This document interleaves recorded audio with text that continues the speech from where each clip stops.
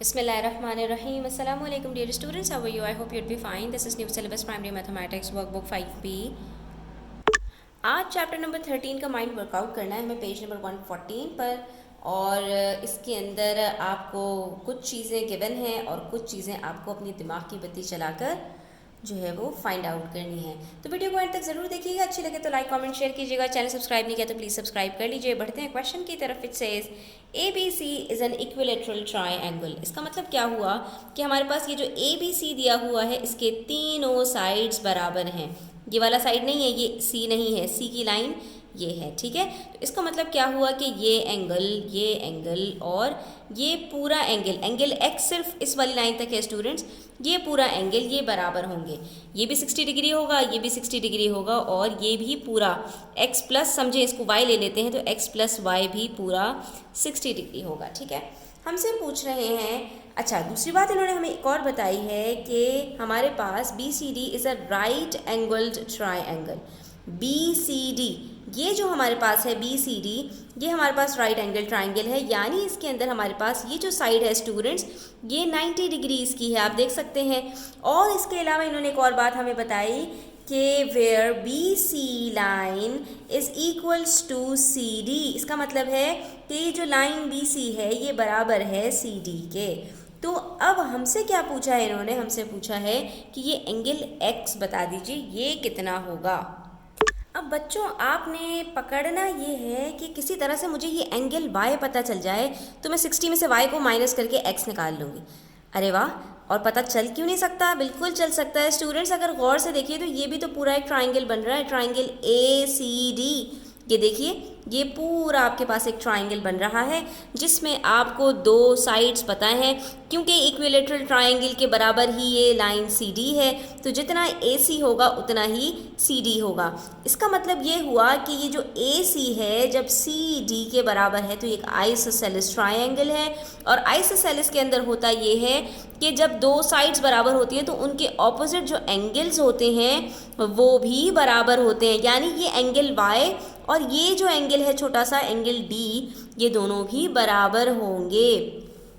और ये angle C तो हमें ऑलरेडी पता है, आधा ऊपर से पता चल गया 60 डिग्रीज और आधा नीचे से पता चल गया 90 डिग्रीज। 60 प्लस 90 करते हैं तो ये 150 डिग्रीज बनता है। बाकी जो दोनों एंगल्स हैं स्टूडेंट्स ये 180 में से आप सब्ट्रैक्ट करेंगे 150 को तो बचता है 30, उसको हाफ कर दीजिए तो आधा 15 इधर और आधा 15 इधर। इसका मतलब है कि एंगल Y हमारा 15 डिग्रीज है।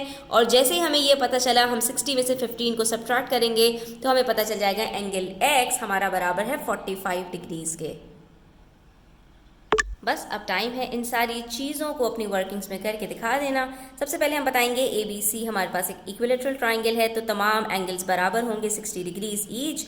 और BCD हमारे पास राइट एंगल ट्राइंगल है जिसके अंदर एंगल C हमारे पास 90 डिग्रीज है और इसी में लाइन BC बराबर है लाइन CD के। तो इसका मतलब ये हुआ कि ये जो हमारे पास ट्राइंगल है ACD it is an isosceles triangle, ठीक है। तो अब जब आइसोसेलेस ट्राइंगल तो आइसोसेलेस ट्राइंगल कहते ही उसको है कि दो साइड्स बराबर हों और उनके ऑपोजिट एंगल्स भी बराबर हों। तो जब हमारे पास दो साइड्स BC और CD बराबर हैं तो इनके ऑपोजिट एंगल्स भी बराबर होंगे। तो हम ये कह सकते हैं कि एंगल C हमारे पास ऑलरेडी गिवन है कि ऊपर वाले ट्राइंगल ABC में से वो 60 डिग्रीज बन रहा है और नीचे वाले ट्राइंगल में से वो 90 डिग्रीज बन रहा है, तो दोनों मिलके 150 डिग्रीज हो जाएगा। जब ये 150 डिग्रीज हो गया तो हमें पता है कि एंगल A और एंगल D बराबर है, ठीक है, क्योंकि ये एक आइसोसेलेस ट्राइंगल है। और इसको हम कैसे फाइंड आउट कर सकते हैं कि हम कहेंगे कि ट्राइंगल ACD के अंदर एंगल A बराबर है एंगल D के और ये दोनों मिलकर बराबर होंगे 180 डिग्री में से 150 डिग्रीज आप निकाल दें। क्यों? क्योंकि sum of angles of a triangle हमेशा 180 डिग्रीज होते हैं। तो जब ये तीनों मिलकर 180 डिग्रीज बन रहे हैं तो इसमें से अगर ये 150 डिग्रीज है तो बाकी ये दोनों कितने होंगे 180 माइनस 150, ठीक है। ये दोनों मिलकर 50 डिग्री यानी 30 डिग्रीज के बराबर होंगे। और जब दो एंगल सेम हैं और दोनों मिलकर 30 डिग्रीज हैं तो एक कितना होगा, डेफिनेटली 30 में से 2 को डिवाइड कर दीजिए, आपको पता चल जाएगा एक एंगल आपके पास 15 डिग्रीज है। और जब हमें ये पता चल गया तो हम एंगल x आसानी से कैलकुलेट कर सकते हैं, क्योंकि हमारे पास x और y यानी एंगल A जिसको हमने y के साथ डिनोट किया था, ये दोनों मिलकर 60 डिग्रीज बन रहे थे। तो अगर इसमें से मैं ये y को सब्ट्रैक्ट कर दूं तो मुझे पता चल जाएगा कि सिर्फ अकेला x कितना है, that is 60 degrees minus 15, it is 45 degrees. तो देखा आपने स्टूडेंट्स, सिर्फ थोड़ा सा हमने अपना दिमाग लगाया, जैसा कि इन्होंने हमसे कहा था कि आपको दिमाग का ही इस्तेमाल करना है, और हमने इस क्वेश्चन को आसानी से सॉल्व कर लिया। I hope you enjoyed it. Thanks for watching the video till the end. Take care. अल्लाह हाफिज़।